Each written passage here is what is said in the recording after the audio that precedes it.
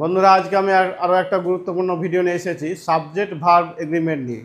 Subject verb agreement বলতে বোঝায় সাবজেক্টের পার্সন এবং নাউন অনুযায়ী ভার্বের কী অবস্থা হবে, ভার্ব কীরকম হবে সেটাকে বলা হয় সাবজেক্ট ভার্ব এগ্রিমেন্ট। এর অনেকগুলো রুলস রয়েছে, যেগুলো সাধারণ রুলস সেগুলো তো আমরা জানি, কিন্তু কিছু রুলস রয়েছে একটু ভিন্ন। সেই ভিন্ন রুলস কিছু নিয়ে আমি আলোচনা করব। তো চলো দেখা যাক।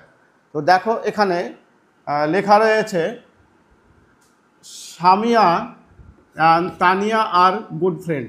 আমরা সাধারণত জানি যখন দুটো সাবজেক্ট অ্যান্ড দিয়ে যুক্ত থাকে তখন আর হয়, এটা সাধারণ ব্যাপার। কিন্তু পরের উদাহরণে আমরা দেখব bread and butter is our breakfast. দেখো, এখানে কিন্তু ইজ হয়ে গেল, ব্রেড অ্যান্ড বাটার, এখানে কিন্তু আর হলো না, ইজ হলো। কেন? এটা হচ্ছে একটা ব্যতিক্রম নিয়ম যে ব্রেড অ্যান্ড বাটারকে একটা জিনিস হিসাবেই ধরা হচ্ছে, একটা জিনিস হিসাবে, একটা বস্তু হিসাবে এখানে ভাবা হচ্ছে।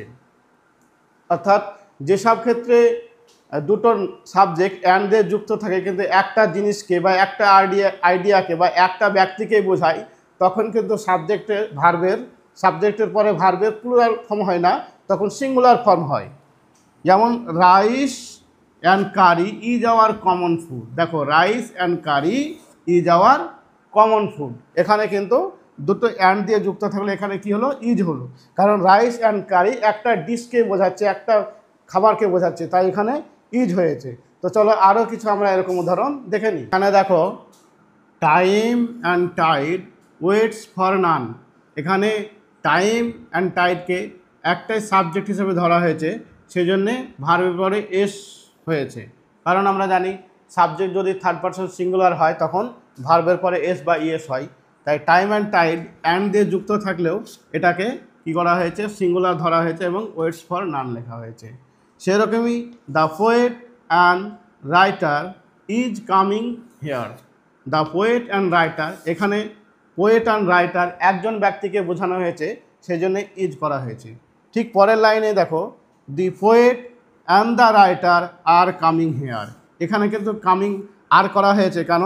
এখানে the poet and the writer আলাদা ব্যক্তি। তাহলে আমরা কি করে বুঝবো কখন একজনই ব্যক্তি আর কখন আলাদা ব্যক্তি?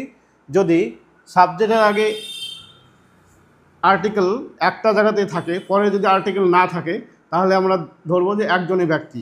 কিন্তু সাবজেক্টের আগে যদি আলাদা আলাদা আর্টিকেল থাকে, এখানেও আর্টিকেল আছে, এখানেও আর্টিকেল আছে, তখন আমরা সহজেই বুঝে যাব যে আলাদা ব্যক্তি, এবং তখন সেটা প্লুরাল হবে। তো আজকের এই ছোট ভিডিওটা কেমন লাগলো অবশ্যই জানাবে, এবং লাইক কমেন্ট শেয়ার অবশ্যই করবে। আর সাবজেক্ট ভার্ব এগ্রিমেন্টের আরও অনেক